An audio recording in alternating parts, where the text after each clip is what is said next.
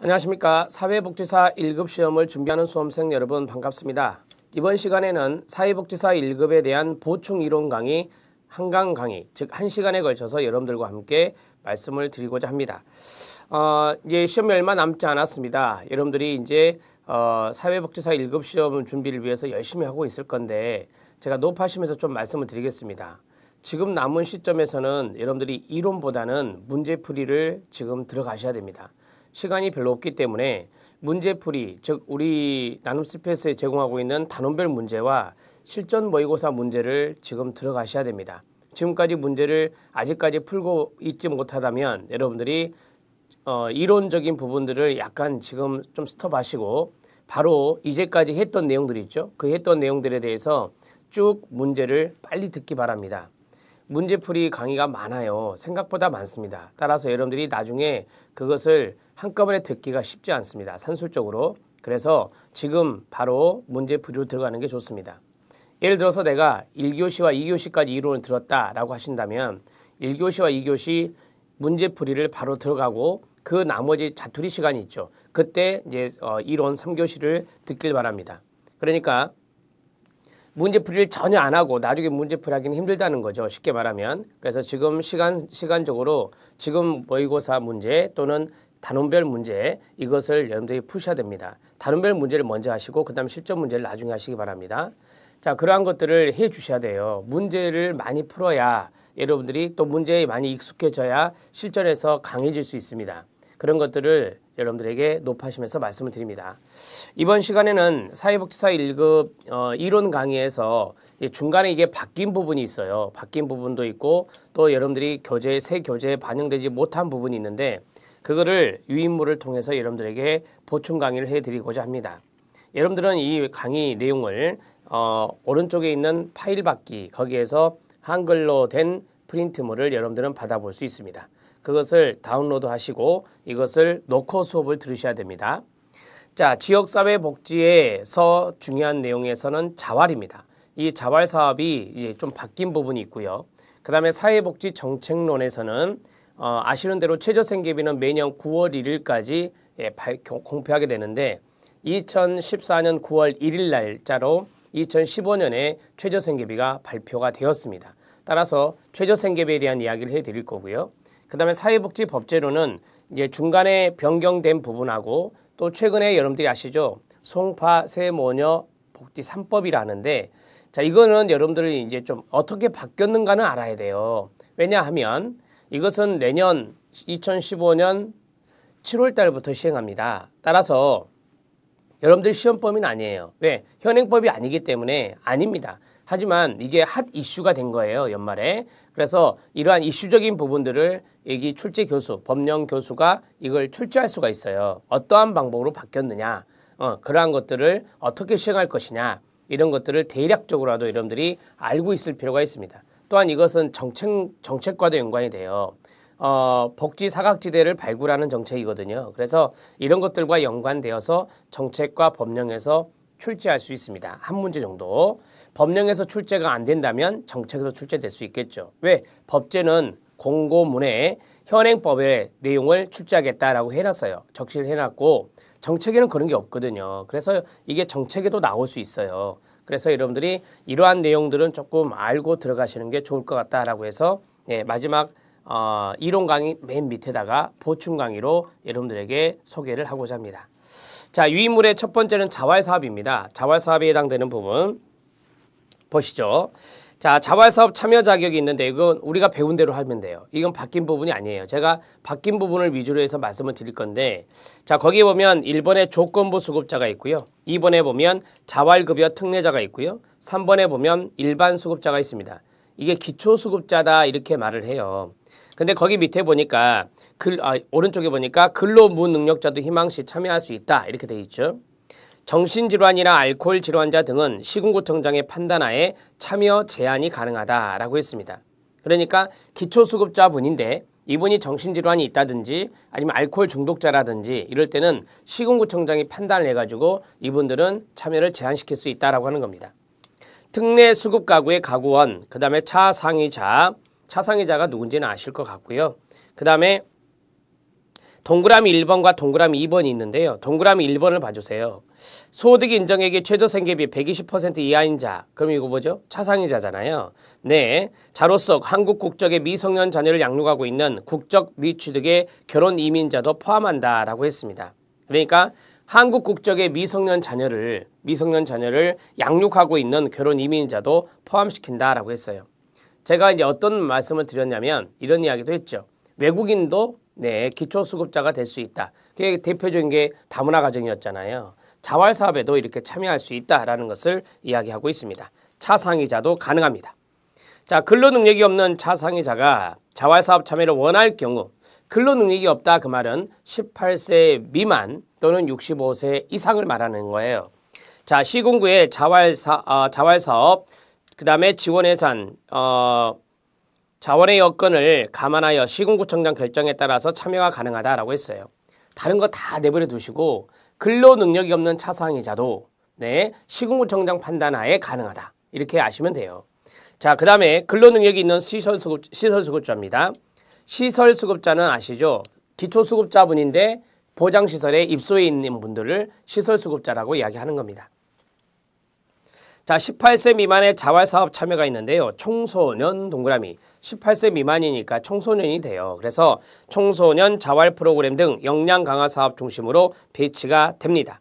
자활 근로 참여 시 근로시간은 하루 7시간이고요. 일주일은 40시간을 초과하지 못한다라고 되어 있습니다. 뭐 이 정도만 보시면 될 것 같고요.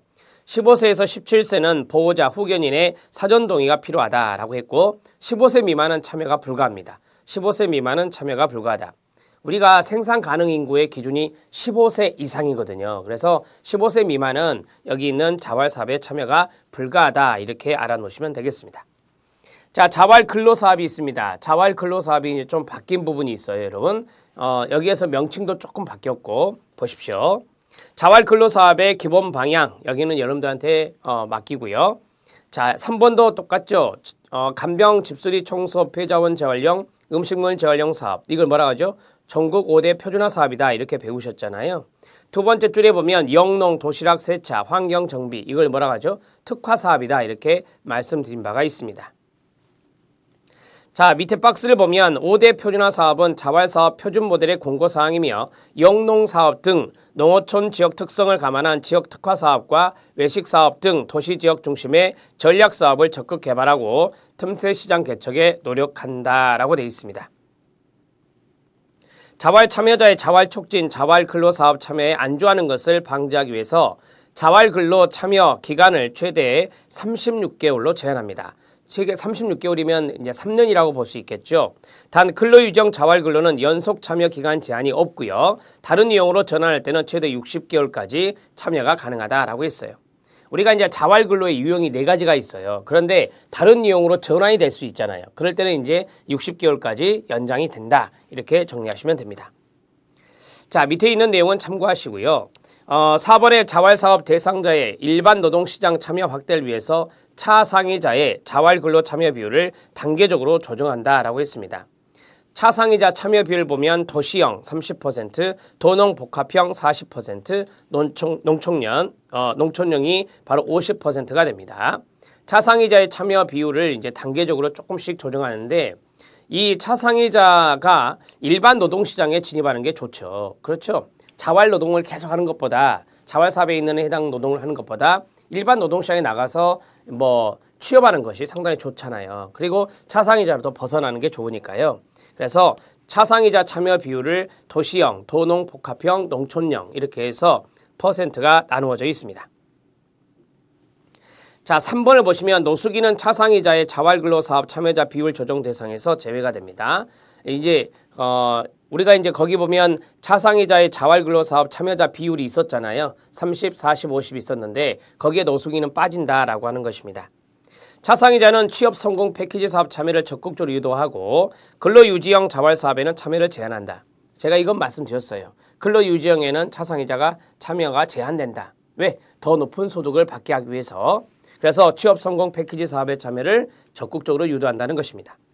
자, 자활근로 유형을 보겠습니다. 자활근로는 우리가 앞에서 이제 배울 때는 어떻게 배웠냐면 시장 진입형, 사회 서비스 일자리형, 그다음에 인턴형, 그다음에 근로유지형 이렇게 배웠었어요. 그랬죠?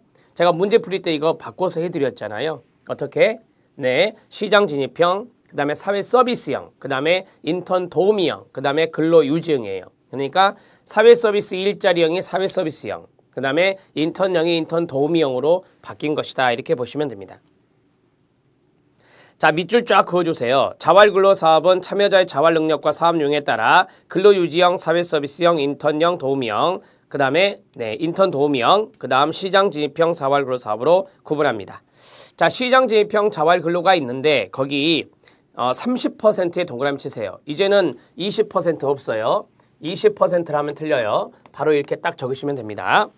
매출액이 총 투입 예산, 인건비를 포함한 사업비 총액을 말하는데요. 사업비 총액을 30% 이상 발생하고 일정 기간 내에 자활기업 창업, 이거 창업 유도형이라고 그랬죠. 제가 창업의 동그라미, 창업을 통한 시장 진입을 지향하는 사업단 사업입니다. 사업단 사업, 사업단 사업, 거기에다가 밑줄 쳐야 돼요. 사업단 사업. 자, 사업단이라는 단어가 중요합니다. 정리해 놓으시고요. 자, 그 다음에 참여 대상자가 있습니다. 차상위 계층에 동그라미 쳐놓으세요. 차상위 계층이 참여할 수 있다라고 하는 거고요. 자, 대상 사업은 시장 진입 가능성이 높고 자활기업 창업이 용이한 사업으로서 매출액이 총 투입 예상의 30% 동그라미, 그 자리에 또 20x, 30% 이상 발생하는 사업입니다. 전년도 시장 진입표를 추진한 사업단은 연 매출액이 총 사업비 30% 이상인지를 판단하여 연초 사업 위탁 시 시장 진입형 해당 여부를 결정하라, 이렇게 되어 있습니다. 만약에 30% 이상의 매출액을 내지 못했다, 그럴 수 있잖아요. 그렇다면 사회 서비스형으로 추진합니다. 그러니까 사회 서비스형은 시장 진입형보다 수익이 좀 떨어지는 거예요. 이렇게 정리하시면 되고요. 사회 서비스형 사업단 중 최근 6개월 매출액이 30% 이상일 경우에만 시장 진입형 사업단으로 전환할 수 있다라고 하는 거죠. 그러니까 반년 동안, 6개월 동안 계속해서 매출액이 30% 이상이 나왔다. 그러면 사회 서비스형이 뭘로 된다? 시장 진입형으로 된다. 이렇게 정리하시면 되겠죠. 시장 진입형으로 신규 사업단을 구성한 경우 사업 실시 6개월 후에 총 투입 예산에 대비 매출액을 확인해서 요건 미충족 시 사회 서비스형으로 전환한다. 간단히 말씀드리면 이거예요. 사회 서비스형에서 매출액이 30% 이상 나오게 되면 시장 진입형으로 가는 거고, 시장 진입형에서 매출액이 30% 안 나오면 사회 서비스로 전환한다라고 하는 거예요. 이렇게 알고 계시면 됩니다. 사업 추진 방법, 사업 규모가 있습니다. 주 5일 참여가 가능하도록 기본 사업 기간을 보장하되 예산상의 사유 등 불가피한 경우 조정이 가능하고, 보장기관은 전체 자활사업 참여 인원의 20% 이상을 시장 진입형 자활근로사업으로 실시해야 된다. 니은 별표. 중요하잖아요. 그러니까 보장기관은 시군구 시도를 말하는데, 지자체를 말하는데, 이 지자체가 전체 자활사업에 참여 인원이 있을 거 아니에요. 만약에 100명이 있다, 그러면 거기 20명 이상은 시장 진입형 자활근로사업으로 실시해라 라고 하는 것입니다. 20% 이상 동그라미. 인건비와 사업비의 비율은 70대 30이며 인건비는 동일형 사업단 총 사업비 70% 이상을, 사업비는 30% 이하의 범위 내에서 집행한다. 자, 사업 시행 주체가 있는데요. 지역자활센터 아시죠? 시군구에 있는 지역자활센터가 지정된 시군구는 지역자활센터에 위탁을 하고, 지역자활센터는 위탁사업단 참여자의 25% 이상을 시장 진입형으로 추진하도록 노력해야 되며, 농촌형은 20%고요. 사회 서비스형으로만 자활근로 사업을 실시하는 것은 불가하다라고 했습니다. 그러니까 지역자활센터에 위탁사업단 참여자가 있다면 25% 이상은 시장 진입형으로 해야 된다라고 하는 것입니다. 여러분, 지금 숫자가 세 가지가 나왔죠. 그랬죠? 첫 번째가 30% 이상이 나왔고, 그 다음에 이 두 번째가 20% 이상이 나왔고, 세 번째가 25%가 나왔어요. 숫자가 세 가지가 나왔잖아요. 그쵸? 네. 30% 이상은 뭐였어요? 네. 총 매출액이요. 매출액. 총 투입 예산의 매출액. 총 투입 예산의 매출액이요. 매출액이 바로 얼마 이상이다? 30% 이상이어야 된다라고 하는 거고, 자, 20%는 뭐였죠? 네, 20%는 시, 군, 구 거기 바로 위에 있었잖아요. 보장기관은 그랬어요. 보장기관이라 할게요. 자, 보장기관은 전체 자활사업의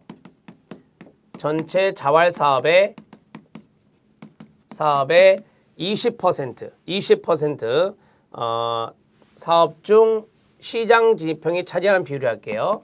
사업 중 시장 진입형 비율입니다. 그게 이제 20% 이상이 돼야 된다라고 하는 것이고요. 자, 25%는 이제 지역자활센터가 돼요. 지역자활센터의 사업 중 이렇게 되겠죠. 사업 중 네, 시장 진입형의 비율이에요. 그게 바로 25%여야 된다라고 하는 거죠. 이상이어야 된다라고 하는 거예요. 자, 농촌용은 20%인데 그거는 참고적으로 보시고요. 자, 그 다음에 시장 진입형 자활사업 추진기간이 있는데요. 2년 지원해주고 1년 연장해준다는 거 아시죠? 그거예요. 자, 볼게요. 사업단 구성으로부터 2년까지 허용되며 기간 내 자활기업으로 창업해야 됩니다.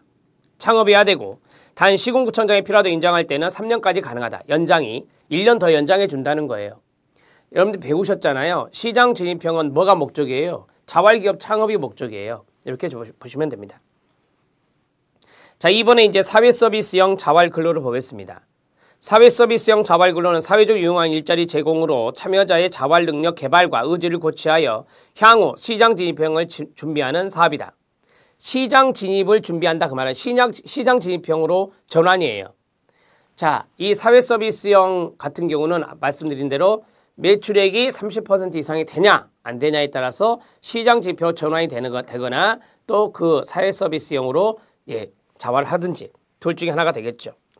매출액 기준을 이행하지 못했을 때 바로 위에 보면 1번 별표 매출액이 총 사업비의 10% 이상 발생해야 된다라고 했어요. 자, 10%라는 단어가 또 나왔네요. 10% 이상은 사회서비스형에 있는 겁니다.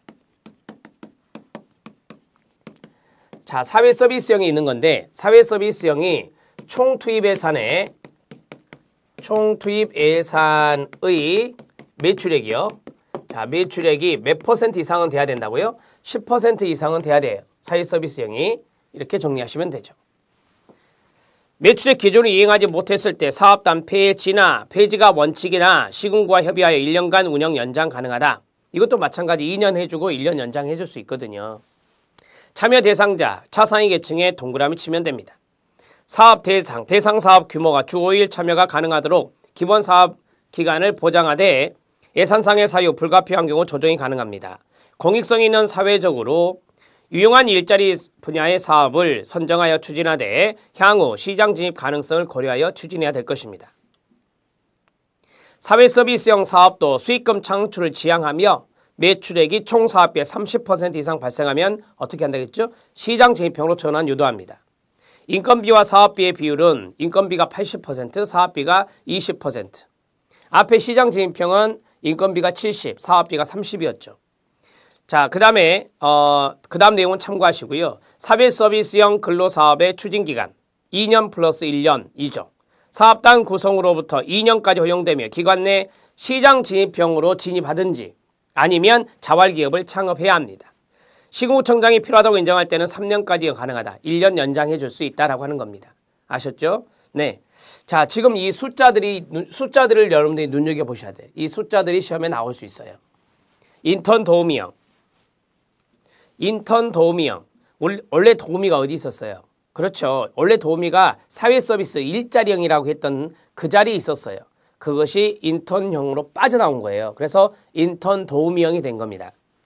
지자체부터 가로, 지방자치단체, 지역자활센터, 사회복지시설, 일반 기업체 등 가로 닫고요. 여기 안에서 근무하는 사람들을 인턴 또는 도우미라고 해요. 자, 자활사업 대상자가 자활 인턴 사원으로 근로를 하면서 기술 경력을 쌓은 후 취업을 통한 자활을 도모하는 취업유도형 자활근로 사업입니다. 참여 대상자, 인턴형, 기초생활보장수급자 저기 뒤에 누구 있죠? 차상위 계층이 있어요. 조심해야 될 게 있습니다. 단 수급자 중 일용, 임시고용 등 불안전 취업 상태에 있는 자의 참여를 적극 유도한다. 인턴으로요. 자, 그 다음에 복지도우미, 별표. 자활도우미, 별표. 여러분, 복지도우미와 자활도우미에 없는 게 뭡니까? 차상이자가 없죠. 차상이자가 없습니다. 거기에 쓰세요. 복지도우미, 자활도우미. 복지도우미와 자활도우미는 차상위 계층이 없다. 반면 4번에 있는 사회복지시설도우미가 있습니다. 일명 시설도우미라 하는데요. 네, 이분들은 차상이자, 여기에는 차상이자가 참여할 수 있습니다. 자, 복지도우미, 기초생활보장수급자, 자활도우미, 기초생활보장수급자, 사회복지시설도우미, 기초생활보장수급자 및 차상위 계층. 차상위 계층이 참여할 수 있는 게 두 개. 사회복지시설도우미와 그 다음에 1번에 첫 번째 있었던 인턴형이요. 이 두 가지는 차상이자가 참여할 수 있고 복지, 자활, 도우미에는 차상이자가 참여가 제한된다. 이렇게 정리하시면 되겠습니다. 사업 유형 및 추진 방법이 있는데 인턴형은 시도가 광역사업의 형태로 추진하거나 시군구 지역자활센터에서 직접 추진이 가능합니다. 단순 노무 지원 형태를 지향하고 수급자의 자활 유도가 용이한 기술, 전기, 용접, 임용, 요리, 정비, 운전, 제과 제빵 등 이러한 기술 습득이 가능한 업체, 인건비 지원 후 인턴형 자활 근로 참여자가 참여자의 채용을 확약한 업체, 약속한 업체요. 이러한 업체들은 이제 지원 대상이 되는 거죠. 자, 지원 기간은 6개월입니다. 앞에서 했던 것과 똑같죠? 우리가 이전에 했던 것과 똑같습니다. 6개월이고요. 6개월 연장 가능합니다. 인턴 기간 동안의 급여는 자활 근로 예산에서 지급합니다. 그리고 주 5일, 일일 8시간 이외의 근무에 대해서는 업체에서 자체적으로 추가 급여 지급이 가능하다. 그러니까 원칙적인 것만 자활 예산에서 나가고 나머지 시간의 근무는 그 업체에서 줘야 된다라고 하는 겁니다. 자, 동그라미 2번에 복지도우미형이 있습니다. 복지도우미 인건비 사업비 비율이 9대1이죠. 인건비가 이제 90%, 자, 사업비가 10%. 참여 기간은 참고적으로 보시면 되겠습니다. 자, 그 다음에 대개 이제 1년이에요. 첫 번째 줄에 보면 1년으로 나오죠. 제한하되 시군구청장 판단에 6개월 연장 가능하고요. 그 다음에 자활도우미형이 있는데 이 자활도우미형은 사업 규모가 똑같죠. 9대1이죠. 인건비가 많은 부분을 차지합니다. 90%, 사업비가 10%가 되겠습니다. 참여 기간도 위에 있는 내용과 같습니다. 사회복지시설 도우미가 있는데요. 사업 규모, 교육비, 근무, 복 등으로 10% 이내의 사업비를 책정할 수 있으며 사업비는 시설에 지급하지 않고 필요시 시군구가 직접 집행합니다. 자, 참여자의 참여 기간 제한이 있는데 1년 6개월 연장 가능 나오죠. 네, 똑같다고 보시면 됩니다. 1년 동안은 참여할 수 있고요. 시설 도우미나 이런 참여할 수 있고 인턴형만 6개월이고 이렇게 정리가 되고요. 도우미들은 1년 그 다음에 6개월 연장 이런 식으로 정리하시면 되겠습니다. 자, 이제 근로유지형 자활근로사업이 있습니다. 현재의 근로능력 및 자활의지를 유지하면서 끊어요. 향후 상위 자활사업 참여를 준비하는 형태의 사업을 근로유지형이다 말해요. 근로유지형은 차상이자가 없을 거예요. 그렇죠? 차상이자 참여 제한됩니다. 묻습니다. 차상이자 참여가 제한되는 세 가지는 뭡니까? 첫 번째는 인턴 도우미형에서 복지도우미, 자활도우미. 그 다음에 크게 두 번째로 본다면 여기 근로유지형이에요. 그래서 이러한 세 가지가 바로 차상이자가 참여 제한된다. 이렇게 보시면 됩니다. 자, 양가로 2번에 대상자 선정 시 아래 사항을 감안할 것이라고 했습니다. 대개 이거는 노동 강도가 낮은 것을 많이 하죠. 그래서 연령 및 건강 학력 등을 감안하여 노동 강도가 낮은 사업 참여가 필요한 자, 간병, 양육, 보호 등 가구 여건상 관내 사업 참여가 필요한 자, 관내 사업의 가로. 자활 역량 평가 결과가 근로 의욕 증진 대상자인 경우인데 점수가 45점 미만인 자, 근로 의욕을 증진해야 되는 대상자. 우리가 이제 근로 능력 평가를 하잖아요. 근로 능력 평가를 해서 그 점수가 45점 미만인 자는 근로 유지형으로 간다라고 하는 겁니다. 대상 사업 참고하시고요. 대상 사업은 근로유지형 자활근로 사업 참여자를 근로능력 정도에 따라 유형화하여 참여자 특성에 맞는 사업을 발굴 시행합니다. 노인, 장애인 등에 대한 가사 도우미, 지역 환경 정비, 공공시설물 관리 보조 등 노동 강도가 약하나 지역사회 필수적인 공공서비스 제공 사업 중심으로 추진하는 것이 바로 근로유지형이다. 이렇게 보시면 됩니다.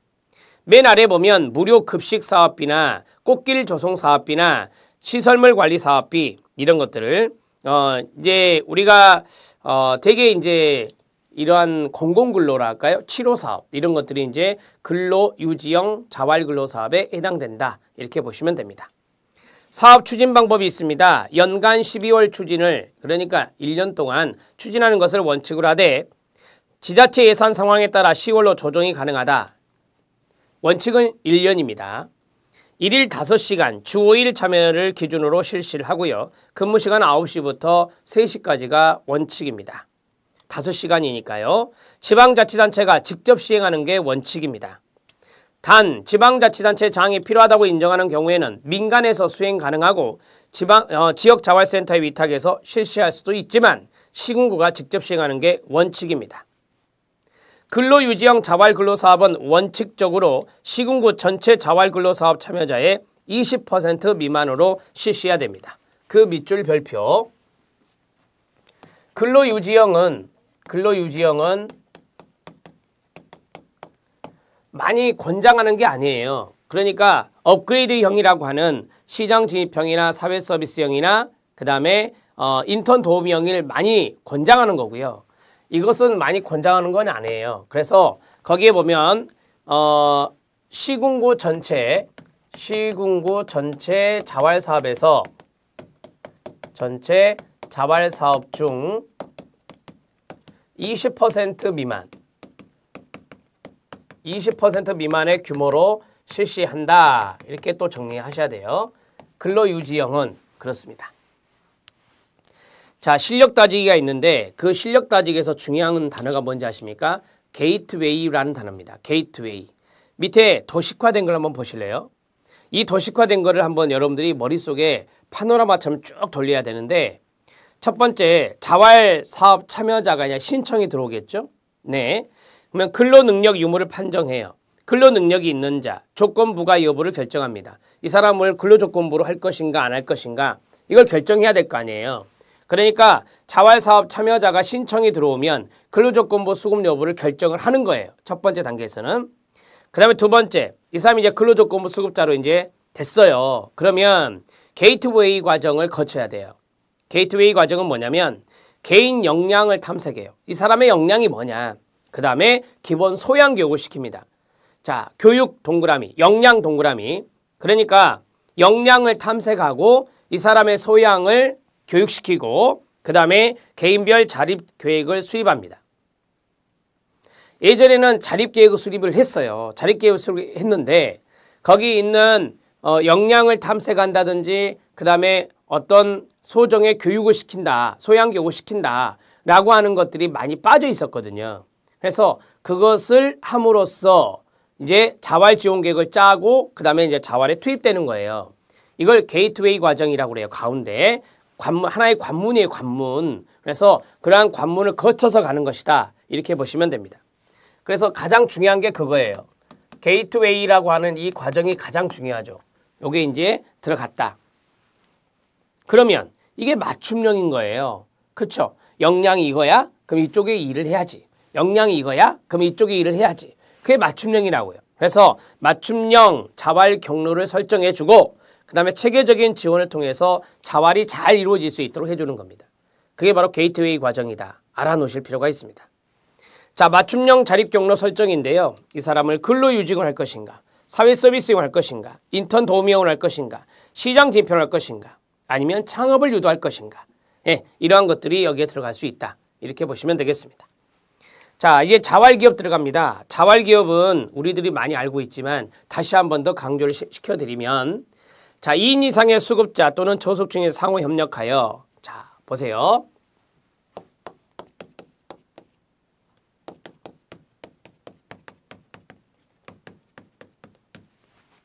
이거 알아놓으세요.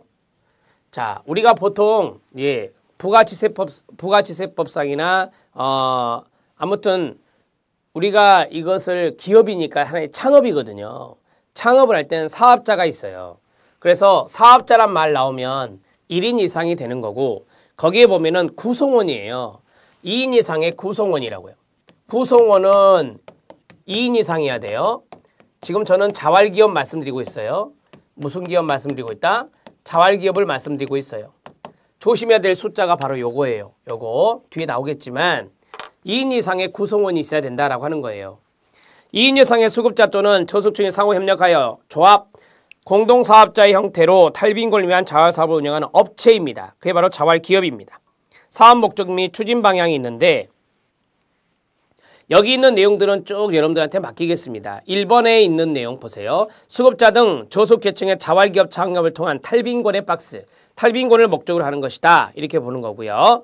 그 다음에 거기 보면 쭉 내려오세요. 내려와서 6번에 보면 자활기업에 대한 적응도를 높이기 위해서 참여자의 능력 등 제반 여건을 감안한 단계별 자활경로 프로그램을 마련한다라고 했습니다. 우리가 앞에서 게이트웨이 과정 했었잖아요. 이제 그러한 것들도 보고 이 사람의 이제 자활 창업을 할 수 있도록 도와준다라고 하는 것을 이야기하고 있습니다. 자, 그 다음에 이제 11번을 보시면 자활기업 육성을 위해 지정된 지역자활센터는 기관당 최소 3개 이상의 자활기업 설립, 관리를 목표로 해서 추진한다라고 했습니다. 그러니까 지역자활센터가 있잖아요. 지역자활센터 한 기관당 3개 이상 3개 이상의 자활기업 창업을 목표로 해서 좀 관리하겠다. 지방자치단체가 그런 이야기입니다. 자, 양가로 2번 별표, 양가로 3번 별표. 이게 중요한 거죠. 이게 중요한 겁니다. 자활기업 설립 요건이 있습니다. 제가 그랬죠. 구성원 이렇게 나오잖아요. 구성원 이렇게 하면 2인 이상의 수급자, 차상위자로 구성합니다. 차상위자로 들어올 수 있는 거 아시잖아요. 자, 그 다음에 1인이 창업한 경우에는 개인 창업으로 관리한다 라고 했어요. 설립 방식 보세요. 조합 또는 부가지세법상에 그렇죠. 사업자가 있잖아요. 사업자가 나오면 1인 이상의 사업자다 이렇게 말하는 거예요. 그래서 1인 사업자, 1인 이상 사업자고 구성원은 2인 이상이다 이렇게 보시면 됩니다. 설립 절차, 부가가치세법상 사업자 등록 절차 및 타법령상 조합 설립 절차에 따른다. 인정 요건입니다. 여러분 자활기업은 지원을 받아요. 2년 지원받고 1년 연장받아요. 따라서 이렇게 우리가 인정기업이라고 하는데요. 인정 요건이 있어요. 첫 번째, 자활기업 구성원 중에 기초생활보장 수급자가요. 몇 분의 몇? 3분의 1 동그라미요. 제가 이거 말씀드렸잖아요. 2분의 1에서 시험에 나온 적이 있다고. 3분의 1 이상이어야 됩니다. 기존 자활기업에 참여하던 수급자가 전출입 등 변동 요인에 의해서 감소한 경우는 5분의 1까지 인정해준다. 이건 참고하셔도 되고요. 모든 구성원에 대해서 시장진입형 표준소득원액 85만 원이거든요. 제가 예전에 70만 원이야 있잖아요. 많이 올랐죠. 물가도 올랐고 이 제도가 바뀌면서 시장진입형의 표준소득액이 있어요. 그게 바로 85만 원이에요. 그래서 85만 원까지는 수익금을 배분해줘라 라고 하는 것을 이야기하는 것입니다. 예전엔 70만 원이었다라고 했어요. 70만 원 X 이렇게 정리하시면 됩니다. 자, 이제 4번, 5번 쭉 나오는데 이것은 안 읽으셔도 될 것 같고요. 자, 4번에 보면 자활기업의 지원 기간이 있습니다. 제가 말씀드린 대로예요. 보장기관은 지원 대상 자활기업으로 결정된 날로부터 2년 동안 또는 직접 또는 지역자활센터를 통해 지원할 수 있고요. 보장기관이 필요하다고 1대1은 3년까지 가능하니까 1년 연장할 수 있는 거죠. 이렇게 하시면 됩니다. 2년 플러스 1년 이렇게 생각하시면 되죠. 자, 지원 대상 자활기업이 있는데 거기 1, 2, 3이 있잖아요. 5번에 지원 대상 자활기업 요건을 충족한 자활기업으로서 지역자활센터 또는 자활기업으로부터 지원 요청이 있는 자활기업입니다. 그 다음 최소한 인건비로 지원되는 금액 이상의 수익금 85만 원이요. 그게 배분돼야 됩니다.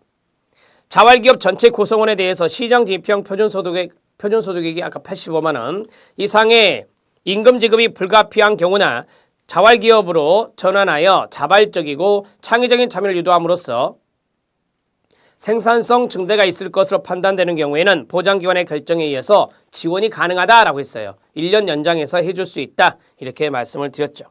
자, 밑에 정리가 있어요. 그 정리는 제가 앞에서 했던 것들의 중요한 포인트를 잡아드린 겁니다. 그래서 제가 지금까지 판서를 안 한 이유는 여기 정리가 따로 있기 때문에 제가 판서를 굳이 하지 않았습니다.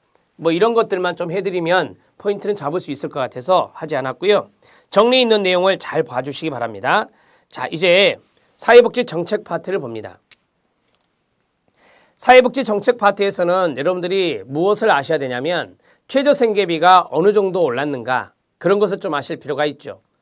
자, 2015년 최저생계비가 2.3% 인상이 됐는데요.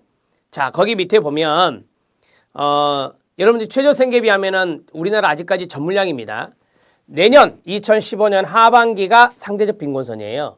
예, 아셨죠? 네, 내년 하반기에 상대적 빈곤선이 될 거예요. 그 전에 이제 상대적 빈곤선에 의해서 어느 정도 빈곤선이 나오겠죠. 나오고 2015년 하반기부터 적용이 되는 거예요. 지금 적용되는 게 아니라. 그래서 우리나라는 지금 현재 전물량 방식이고 네, 추후에 2015년 하반기는 상대적 빈곤선이 적용될 거다. 이렇게 보시면 돼요. 도표를 보십시오. 2014년, 2015년 최저생계를 보니까 2015년 4인 가구 봐주세요. 166만 8,329원입니다. 자, 올랐죠. 그 다음에 현금급여 기준이 있습니다. 현금급여 기준은 무엇입니까? 네, 현금급여 기준은 내가 소득 인정액이 전혀 없을 때 받을 수 있는 최고 금액이에요. 그게 바로 현금급여 기준이라고 배우셨잖아요. 4번 보세요.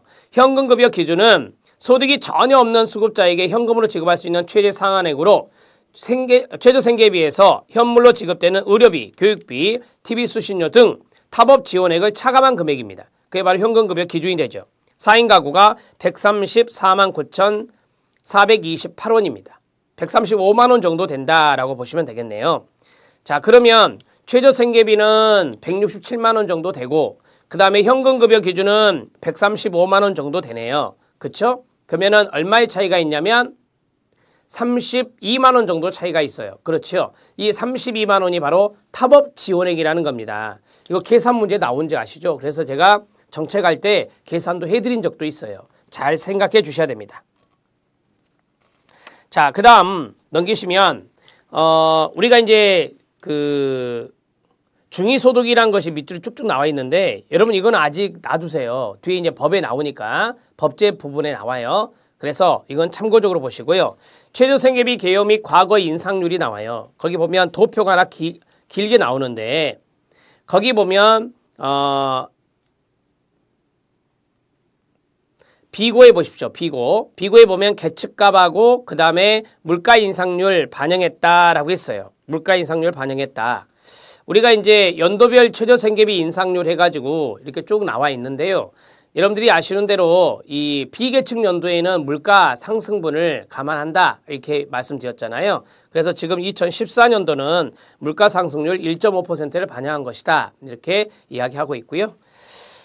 거기 내용에서 최저생계비 개요 및 과거 인상률에서 쭉 내려오시면 2번의 셋째 줄이요. 별표 1999년, 2004년, 2007년, 2010년, 2013년은 계측연도였어요. 최저생계비 계측연도. 처음에는 5년마다 하고 나중에 3년마다로 바뀌었다 했잖아요. 제가.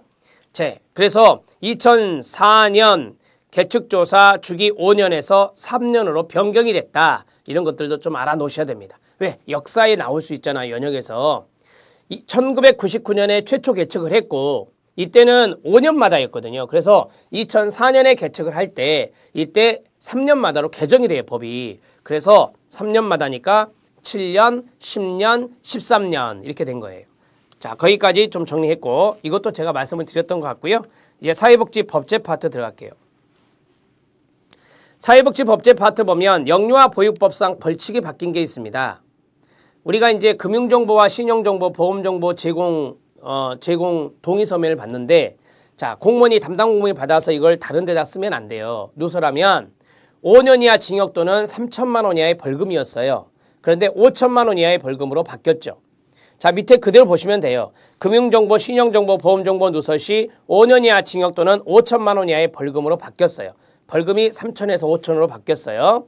이게 하나 더 있죠. 네, 한부모가족지원법도 그래요. 한부모가족지원법도 5년 이하 징역 또는 5천만 원 이하의 벌금. 머릿속에 이렇게 넣으면 돼요.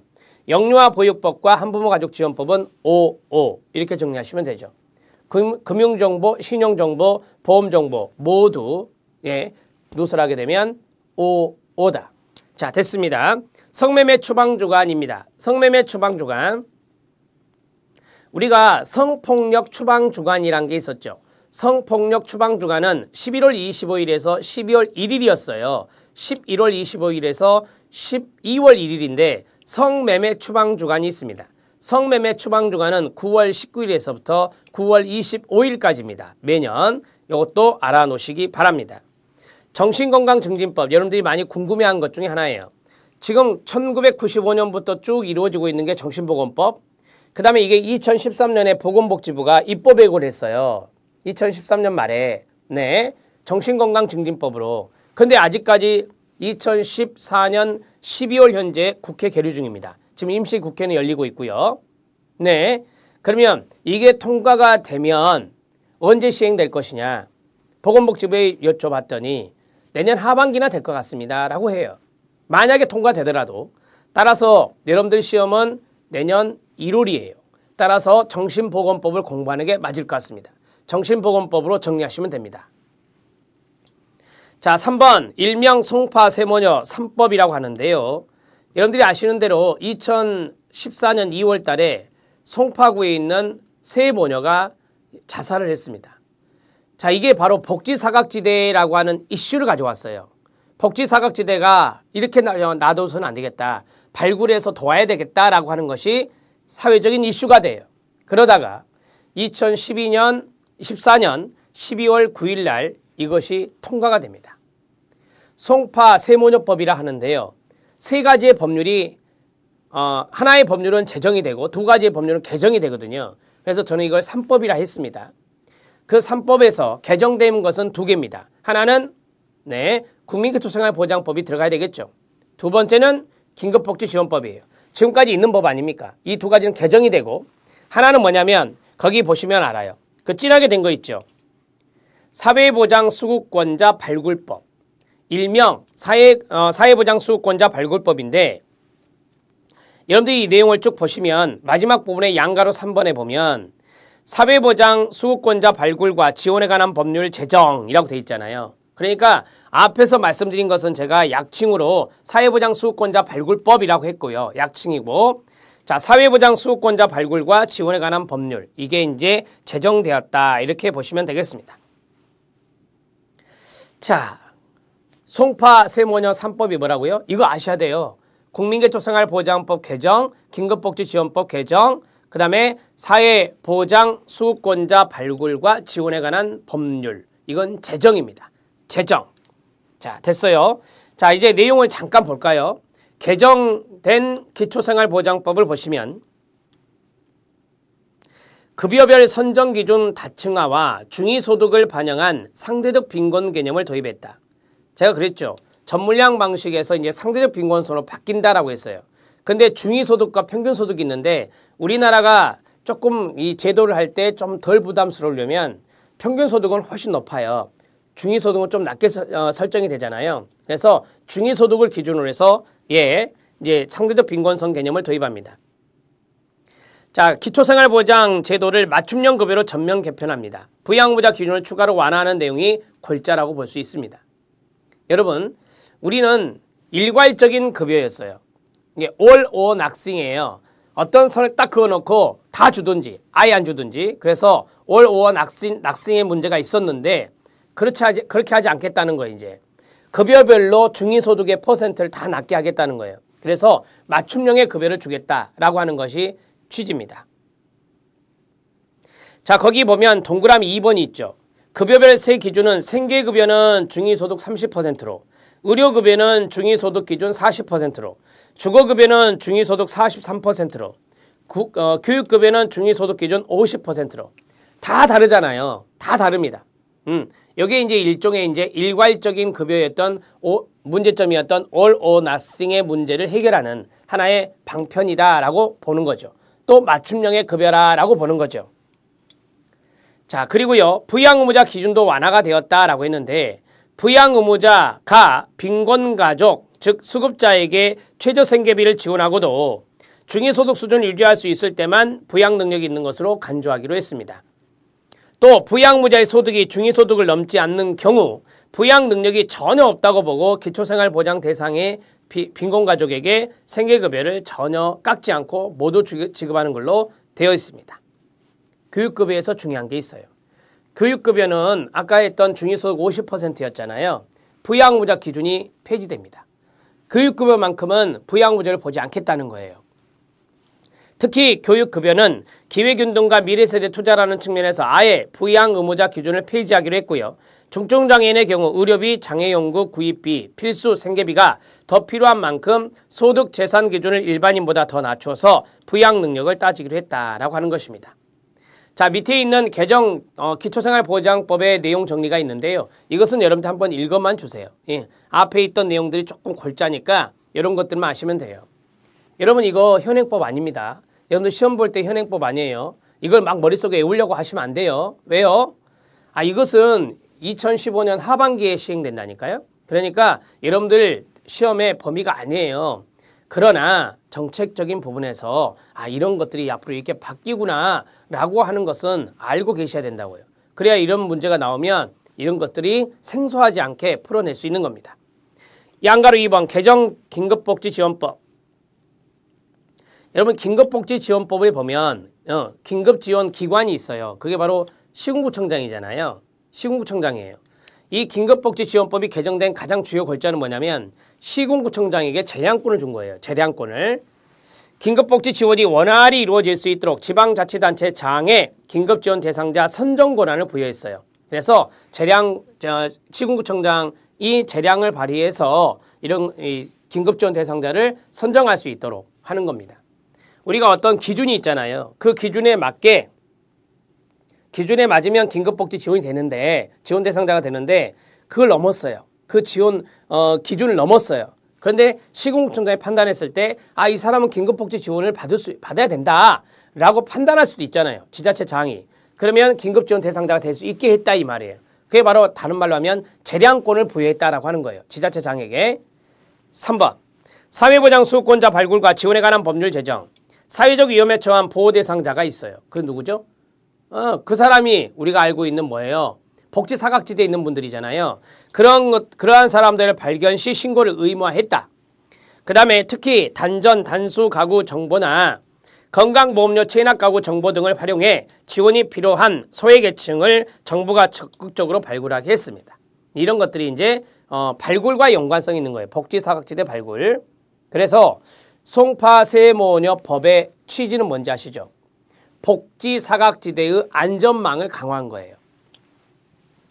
복지 사각지대의 안전망을 사회 안전망이라 하면 돼요. 그것을 강화한 것이 바로 송파세모녀법이다. 송파세모녀 일명 송파세모녀법이다. 이렇게 보시면 되겠습니다. 자, 송파세모녀법 정리하고 강의 마칩니다. 자, 첫 번째가 국민기초생활보장법. 국민기초생활보장법 개정. 자, 이거는 2015년 하반기 시행입니다. 법률은 개정되었습니다. 국회 통과했으니까. 하지만 시행이 2015년 7월달 시행이라서요. 두 번째, 긴급복지지원법 개정입니다. 세 번째는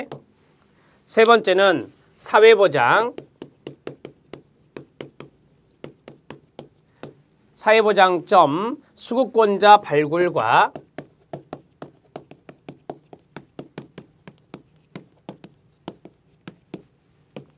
지원에 관한 법률.